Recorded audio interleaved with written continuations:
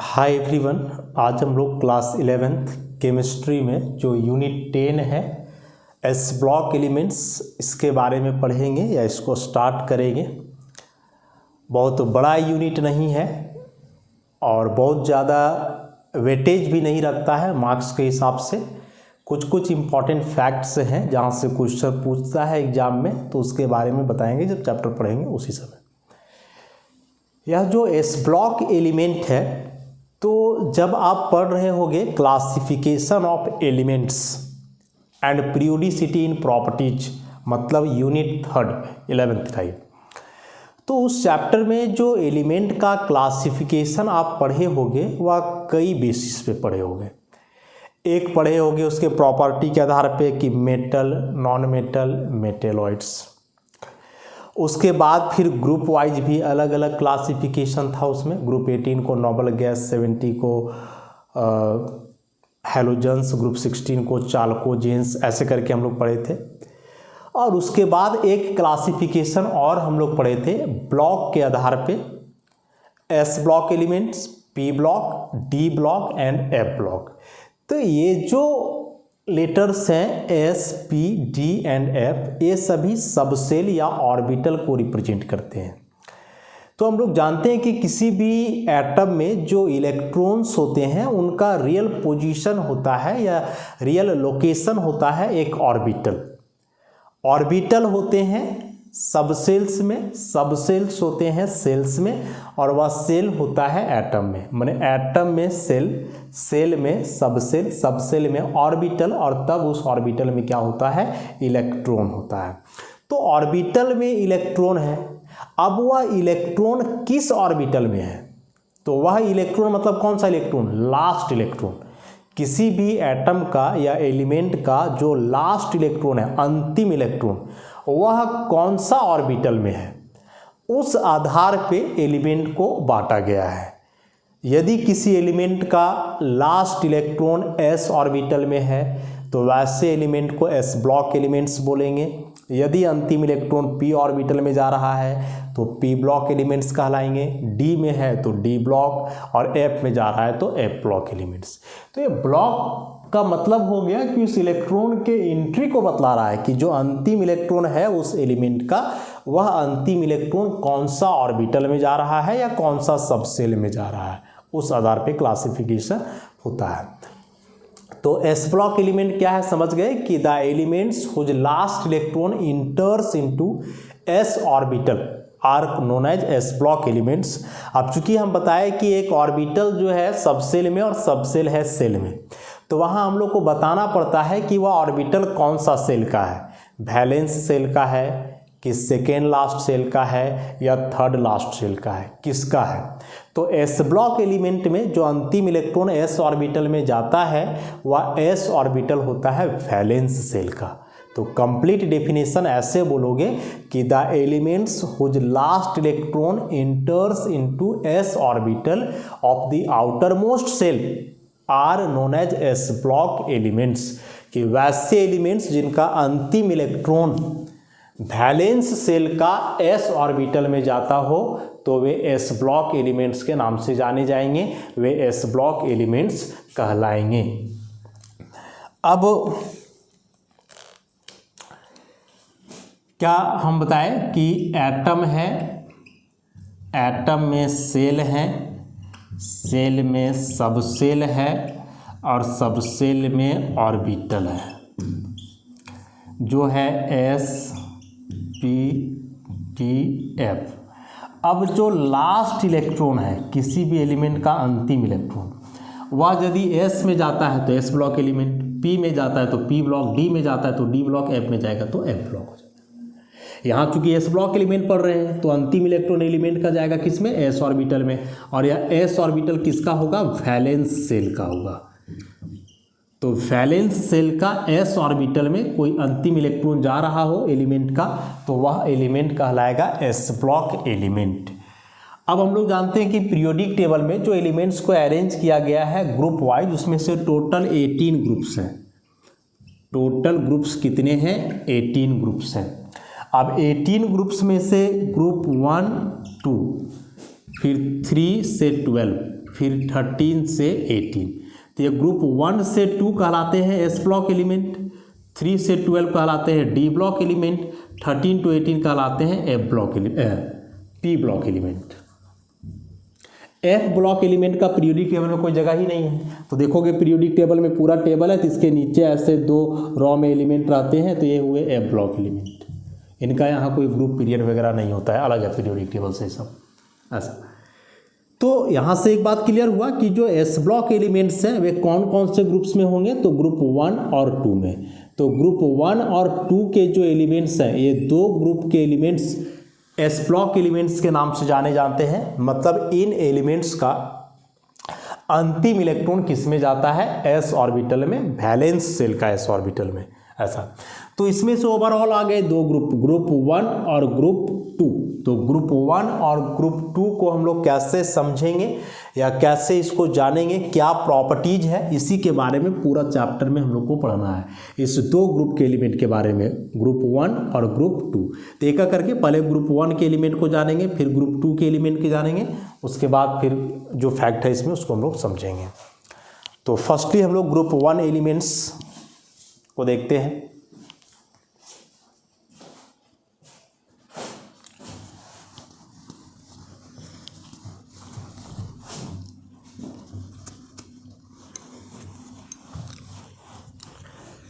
Classification of element में जो है ना बेसिक सब बात पढ़े होंगे, उसमें कोई प्रॉब्लम नहीं है। जो कॉमन फैक्ट्स हैं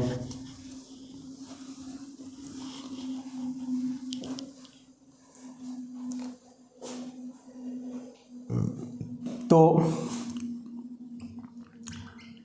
ग्रुप 1 एलिमेंट्स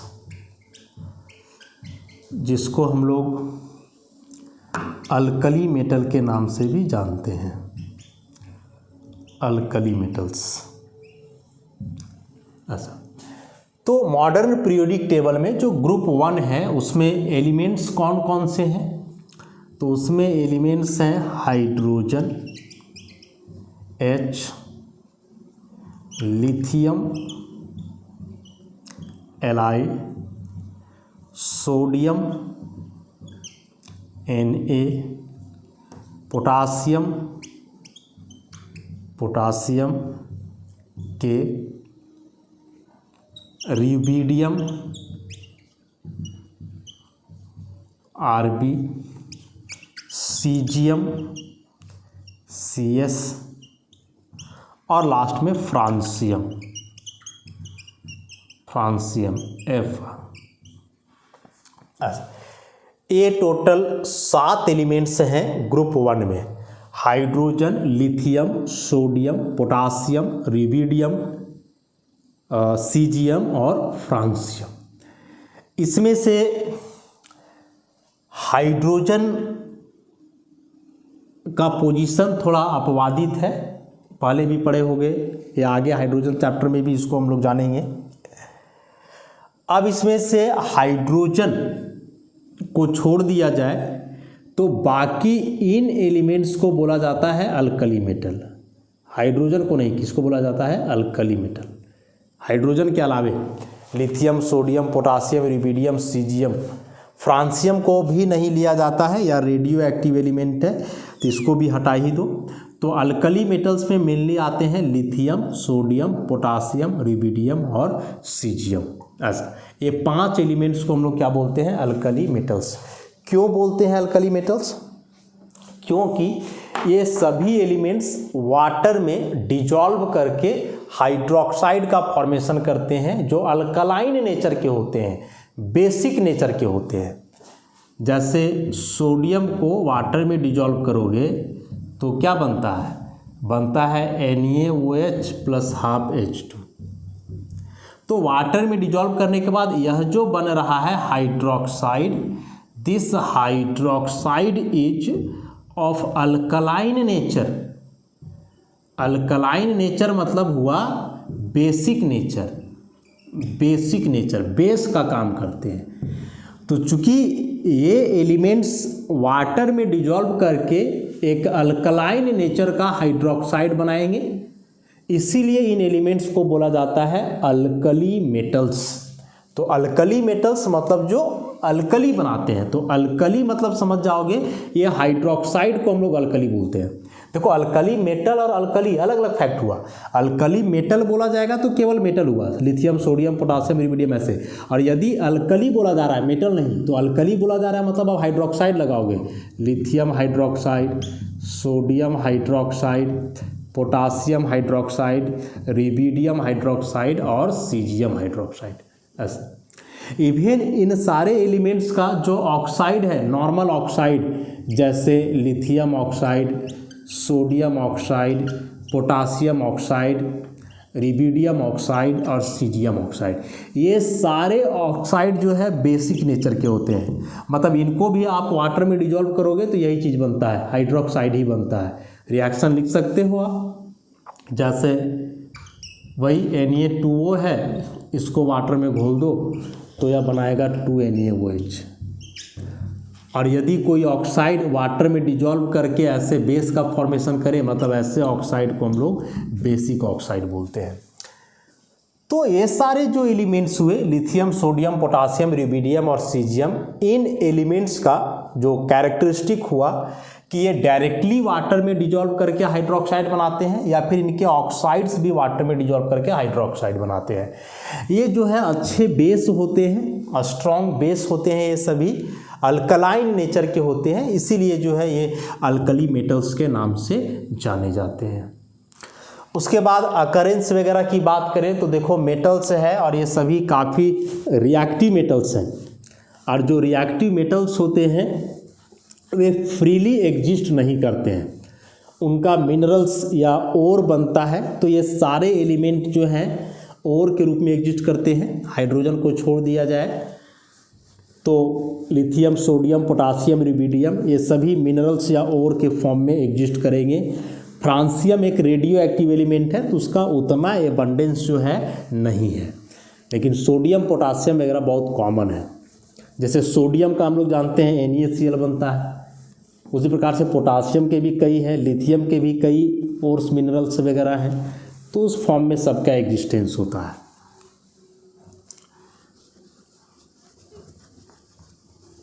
तो एग्जिस्टेंस को बहुत ज़्यादा माइंड ना करते हुए हम लोग जनरल कैरेक्टरिस्टिक्स की ओर बढ़ेंगे। तो एस ब्लॉक एलिमेंट्स में अब हम लोग पढ़ेंगे क्या, ग्रुप 1 एलिमेंट, ग्रुप 1 एलिमेंट्स,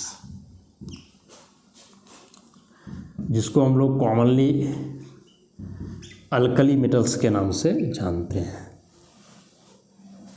तो कुछ जनरल कैरेक्टरिस्टिक्स, फीचर्स इस ग्रुप के एलिमेंट्स का। तो सबसे पहले इलेक्ट्रॉनिक कॉन्फ़िगरेशन की बात करेंगे हम लोग। इलेक्ट्रॉनिक कॉन्फ़िगरेशन, इलेक्ट्रॉनिक कॉन्फ़िगरेशन की बात यदि करते हो तो हाइड्रोजन का एटॉमिक नंबर 1 सब सेल वाइज लिखोगे 1s1। उसके बाद लिथियम की बात करो, एटॉमिक नंबर 3 नोबल गैस के आधार पे लिखोगे तो हीलियम 2s1। उसके बाद सोडियम, फिर पोटासियम, फिर रिबिडियम, फिर सीजियम और फ्रांसियम, ऐसे इन सारे एलिमेंट्स का नोबल गैस के आधार पे हम लोग इलेक्ट्रॉनिक कॉन्फ़िगरेशन लिखेंगे। तो सोडियम का हो जाना है नियॉन 3s1, फिर इसका हो जाना है आर्गन 4s1, यहाँ हो जाएगा क्रिप्टन 5s1, यहाँ हो जाएगा जेनन 6s1 और यहाँ हो जाएगा रेडॉन 7s1, ऐसा। तो इन सारे इलेक्ट्रॉनिक कॉन्फ़िगरेशन से क्या सीख रहे हो आप, क्या ऑब्जर्व कर पा रहे हो कि सबका लास्ट में s1 है, ऐसा। तो जब जनरल इलेक्ट्रॉनिक कॉन्फ़िगरेशन लिखा जाए इन सारे एलिमेंट्स का, तो एक जनरल इलेक्ट्रॉनिक कॉन्फ़िगरेशन लिख सकते हो NS1, जहाँ N हुआ क्या, वैलेंस सेल, N यहाँ क्या है, वैलेंस सेल है, ध्यान रखोगे इस बात को। उसके बाद N यदि यहाँ वैलेंस सेल है तो किसी भी एलिमेंट का इलेक्ट्रॉनिक कॉन्फ़िगरेशन लिखते वक्त जो वैलेंस सेल होगा वही वैलेंस सेल बतलाता है उसके पीरियड को कि वह कौन से पीरियड का एलिमेंट है। तो यहाँ वैलेंस सेल 1 है, इसका मतलब हाइड्रोजन फर्स्ट पीरियड का एलिमेंट है, पीरियोडिक टेबल में देख सकते हो। इसका 2 है, इसका मतलब यह सेकेंड पीरियड का एलिमेंट है। इसका 3 है, इसका मतलब यह थर्ड पीरियड का है। ये फोर्थ पीरियड है, फिफ्थ पीरियड का है, सिक्स्थ पीरियड का है, 7 पीरियड का है। ऐसा तो ऐसे भी क्वेश्चन आ सकता है, पूछेगा इरिडियम किस पीरियड का एलिमेंट है, तो फिफ्थ का, कॉन्फ़िगरेशन से पता हो जाएगा। तो इस इलेक्ट्रॉनिक कॉन्फ़िगरेशन के आधार पे हम लोग देख लिए कि सारे अल्कली मेटल्स का वैलेंस सेल में एक ही इलेक्ट्रॉन है, NS1 जनरल इलेक्ट्रॉनिक कॉन्फ़िगरेशन हुआ उनका, और सबका पीरियड भी हम लोग यहाँ से पता कर लिए। कोई कन्फ्यूजन नहीं है, कोई एक्सेप्शन नहीं है इलेक्ट्रॉनिक कॉन्फ़िगरेशन में, बस लास्ट में सबका कितना इलेक्ट्रॉन है, एक इलेक्ट्रॉन है। तो यह हुआ इलेक्ट्रॉनिक कॉन्फ़िगरेशन की बात। इलेक्ट्रॉनिक कॉन्फ़िगरेशन के बाद अब इसमें हम लोग बाकी के जो प्रॉपर्टीज़ हैं, जैसे आयोनाइजेशन एनर्जी है, इलेक्ट्रॉन एफिनिटी है, इलेक्ट्रोनेगेटिविटी है, एटॉमिक साइज है, इन सारी बातों को जो है समझेंगे हम लोग। तो इलेक्ट्रॉनिक कॉन्फ़िगरेशन के बाद अब आता है इसमें से एटॉमिक साइज, यहीं देख लेते हैं बगल में ही। एटॉमिक साइज, एटॉमिक साइज मतलब एटॉमिक रेडियस, किसी भी एलिमेंट का एटॉमिक साइज जो है एटॉमिक रेडियस की मदद से हम लोग पता करते हैं। और एटॉमिक रेडियस का जो जनरल डेफिनेशन जानते हैं एक कॉमन सा, कि किसी भी एटम का न्यूक्लियस और आउटर मोस्ट सेल के बीच का जो डिस्टेंस है, this is called atomic radius. Common सा यही है, हालांकि इसके बाद हम लोग मेटेलिक, कोवेलेंट ऐसे अलग अलग बांटते हैं, लेकिन एक जनरल बात तो यही हो गया ना, एटम का जो सेंटर है न्यूक्लियस, वहाँ से आउटर मोस्ट सेल या आउटर मोस्ट सेल हुआ वैलेंस सेल, उसके बीच का डिस्टेंस कहलाता है उसका एटॉमिक रेडियस। अब हम लोग देख रहे हैं कि हाइड्रोजन में तो एक ही सेल है, एक सेल। उसके बाद जाओगे लिथियम में तो इसमें 2 सेल है, फिर जाओगे आगे सोडियम में तो इसमें 3 सेल है, पोटासियम में जाओगे तो 4 सेल है। तो क्या यहाँ से हम लोग सीखना चाह रहे हैं, जो डेफिनेशन बताए एटॉमिक रेडियस का वह क्या बतलाए, न्यूक्लियस का सेंटर से आउटर मोस्ट सेल, ऐसा इसमें दिस वन और यहाँ हो जाएगा दिस वन। देखो तो सबसे बड़ा कौन हुआ डिस्टेंस, ऑब्वियसली यदि इसको मान लिया जाए R1, ये मान लिया जाए R2, ये मान लिया जाए R3 और ये मान लिया जाए R4, तो R4 यहाँ सबसे बड़ा है, इससे छोटा R3, इससे छोटा R2 और इससे छोटा R1। तो R4 मतलब जो रेडियस हुआ यहाँ इस एटम का वह सबसे बड़ा है, और बड़ा किस आधार पे हुआ, क्योंकि इसमें सेल अधिक है, ऐसा। तो डाउन दी ग्रुप जाने से, ऊपर से नीचे जब जाओगे डाउन दी ग्रुप, तो एक पर्टिकुलर ग्रुप में टॉप टू बॉटम जाने से एटम में सेल का संख्या बढ़ेगा, और जब सेल का संख्या बढ़ेगा तो न्यूक्लियस से वैलेंस सेल के बीच का डिस्टेंस भी इंक्रीज करेगा, और न्यूक्लियस से वैलेंस सेल के बीच का डिस्टेंस इंक्रीज करने का मतलब हुआ कि एटॉमिक रेडियस बढ़ जाना या एटॉमिक साइज बढ़ जाना। तो on moving down the group from hydrogen to francium, the atomic radius increases regularly due to the increase of number of shells. एक वेरिएशन हम लोग और पढ़ते हैं, और वह वेरिएशन पढ़ते हैं लेफ्ट टू राइट, इसको अलोंग द पीरियड। एक ऊपर से नीचे देखते हैं पर्टिकुलर ग्रुप में, जिसको बोलते हैं हम लोग एक ग्रुप का वेरिएशन और एक पीरियड का वेरिएशन। तो पीरियड का वेरिएशन में क्या पढ़े हो कि लेफ्ट टू राइट जब जाते हैं पीरियोडिक टेबल में तो एटॉमिक साइज डिक्रीज करता है, क्योंकि इफेक्टिव न्यूक्लियर चार्ज बढ़ता है, ऐसा पढ़े हो। अब हम बताएं कि चूंकि ये सभी है ग्रुप 1 के एलिमेंट्स, तो पीरियोडिक टेबल में कैसे अरेंज है ग्रुप 1, 2, फिर 3, 4 ऐसे, और यहाँ ग्रुप 18 नोबल गैस है, इसको छोड़ दो, 17 तक लेकर के चलो, ऐसा। तो हम लोग देख रहे हैं यहाँ कि जो ग्रुप 1 के एलिमेंट्स हैं, मीन्स अल्कली मेटल्स जो हैं वह एक्सट्रीम लेफ्ट है। एक्सट्रीम लेफ्ट मतलब सबसे बाएं तरफ है, लेफ्ट टू राइट जाने से साइज घटता है, लेफ्ट टू राइट जाने से साइज घटता है, मतलब जो एकदम सबसे राइट है उसका साइज सबसे छोटा और जो एकदम लेफ्ट है उसका साइज सबसे बड़ा। तो पीरियोडिक टेबल में जो एकदम लेफ्ट है, एक्सट्रीम लेफ्ट साइड है, वे कौन है? अल्कली मेटल्स हैं। तो अल्कली मेटल्स एकदम लेफ्ट साइड है, इसीलिए एक पर्टिकुलर पीरियड में उनका एटॉमिक साइज सबसे बड़ा होगा। मतलब कि सोडियम यदि थर्ड पीरियड का है तो थर्ड पीरियड में इसके अलावे और भी एलिमेंट्स हैं, तो उन सारे एलिमेंट में सबसे बड़ा साइज होगा किसका? सोडियम का। सेकेंड पीरियड में लिथियम है, इसके अलावे इधर जाओगे तो बोरोन, कार्बन, नाइट्रोजन ये सभी हैं, तो इन सब में सबसे बड़ा साइज किसका होगा? लिथियम का। तो एक पर्टिकुलर पीरियड के लिए alkali metal has biggest size, सबसे बड़ा साइज होता है अल्कली मेटल का। रीजन कि उनका इफेक्टिव न्यूक्लियर चार्ज जो है कम होगा, और इफेक्टिव न्यूक्लियर चार्ज यदि कम होगा तो वैलेंस शेल इलेक्ट्रॉन का अट्रैक्शन न्यूक्लियस की तरफ कम होगा, तो साइज हो जाना है बड़ा। तो खैर ये सब वेरिएशन पढ़े हो तो समझ गए। एटॉमिक साइज, इलेक्ट्रॉनिक कन्फिग्रेशन, दो फैक्टर हम लोग समझे यहाँ से।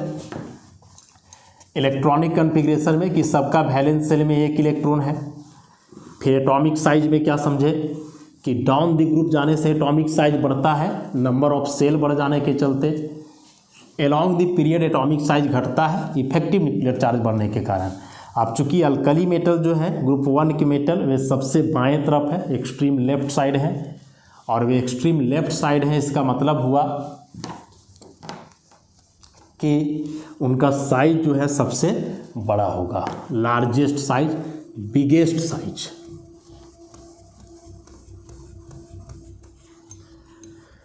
अब एक और इम्पॉर्टेंट प्रॉपर्टी आता है,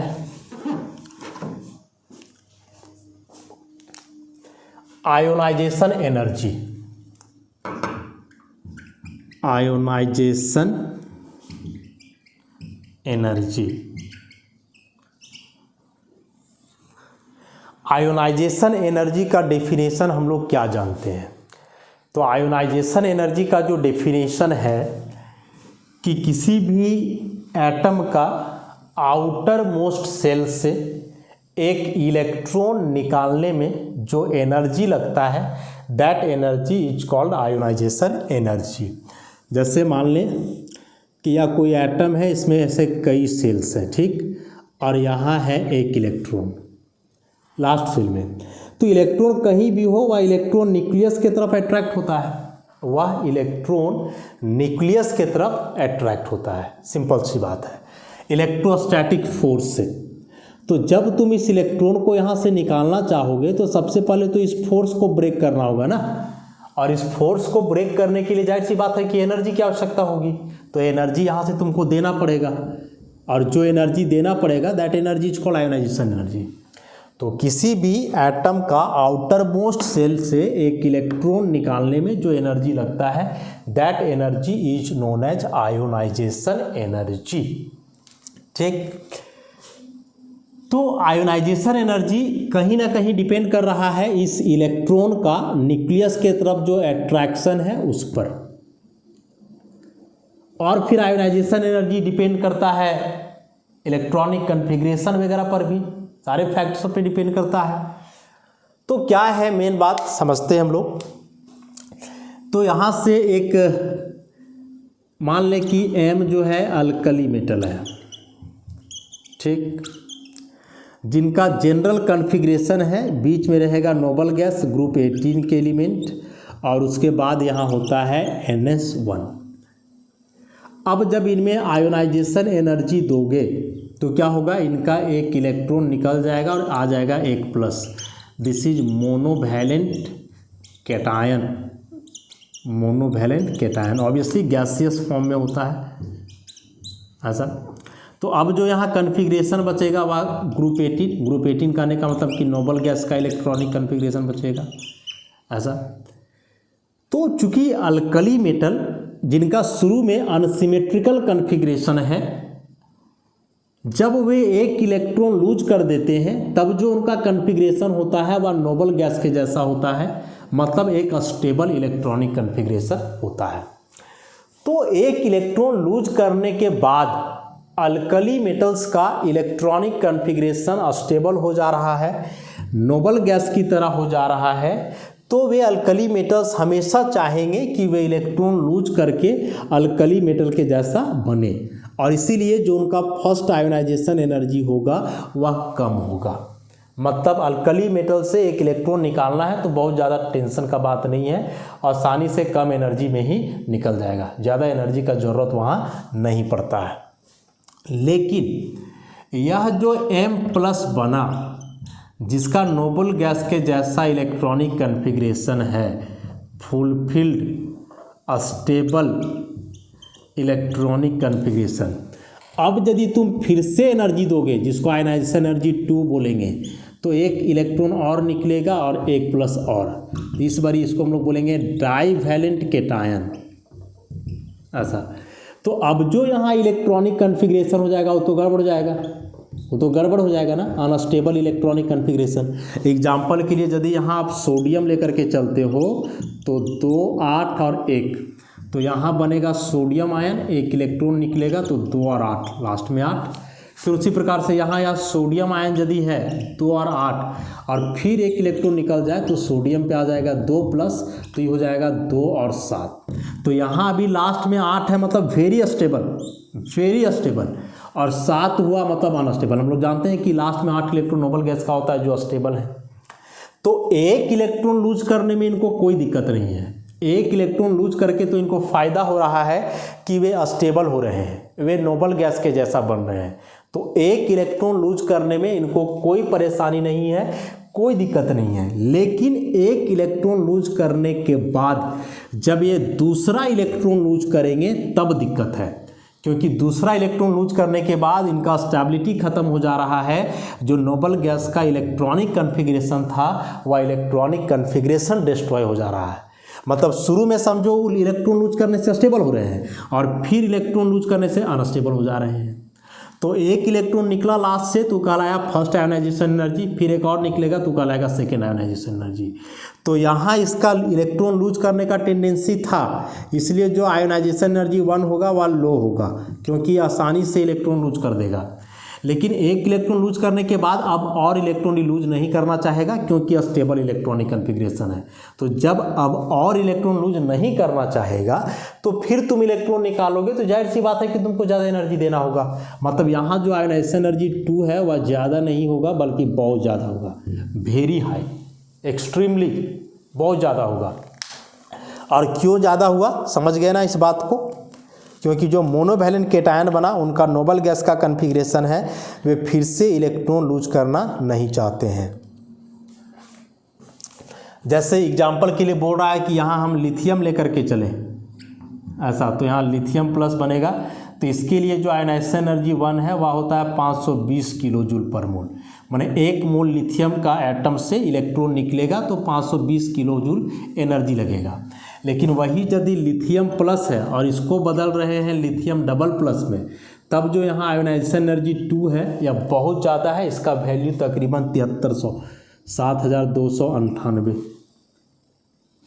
इतना है किलो जूल पर मोल। देख लो कितना का अंतर आ गया। एक इलेक्ट्रॉन निकला तो मात्र 520 किलो जूल एनर्जी लगा, और फिर दूसरा इलेक्ट्रॉन निकाले तो 7298, कितना ज़्यादा लग गया बस सो देख लो। अच्छा, तो इसका एक्सप्लेनेशन समझ गए कि क्यों ज़्यादा हुआ, क्योंकि लिथियम जब एक इलेक्ट्रॉन लूज करके लिथियम प्लस बनाया तो यह स्टेबल है, लेकिन लिथियम प्लस फिर एक इलेक्ट्रॉन और लूज करेगा तो अनस्टेबल हो जाएगा, तो इलेक्ट्रॉन लूज करने का टेंडेंसी नहीं होगा। और इसका बेस्ट एक्सप्लेनेशन है, एक तो इलेक्ट्रॉनिक कन्फिग्रेशन के आधार पे एक्सप्लेन किए, और एक जो एक्सप्लेनेशन इसका और दे सकते हैं वह इफेक्टिव न्यूक्लियर चार्ज के आधार पे, कि यहाँ या लिथियम है तो इसमें 3 प्रोटॉन है 3 इलेक्ट्रॉन है, तो 3 प्रोटॉन पे 3 इलेक्ट्रॉन।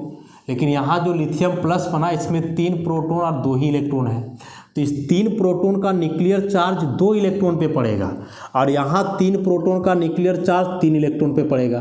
तो जाहिर सी बात है कि यहाँ वाला इलेक्ट्रॉन पे ज़्यादा चार्ज पहुँचेगा, और जब इस इलेक्ट्रॉन पे ज़्यादा चार्ज पहुँचेगा तो न्यूक्लियस की तरफ अट्रैक्ट ज़्यादा होगा, और न्यूक्लियस की तरफ अट्रैक्ट ज़्यादा होगा तो उसको निकालने में वहाँ से उतना ही ज़्यादा एनर्जी लगेगा।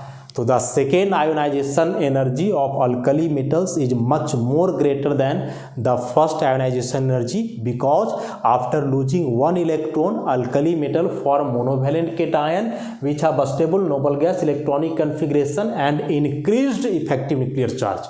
मैंने बताया ना, एक इलेक्ट्रॉन लूज करने के बाद न्यूक्लियर चार्ज बढ़ जाएगा, ज़्यादा चार्ज पहुंचेगा। And hence they have no tendency और very little tendency to lose electron, और इसलिए जो है उनका सेकेंड आयोनाइजेशन एनर्जी काफ़ी हाई हो जाएगा। तो ये 3 फैक्टर देखे हम लोग, इलेक्ट्रॉनिक कन्फिग्रेशन देख लिए, एटॉमिक साइज और आयोनाइजेशन एनर्जी। बाकी के कुछ प्रॉपर्टीज और हैं तो उसको नेक्स्ट लेक्चर में करेंगे। आज के लिए इतना ही, धन्यवाद।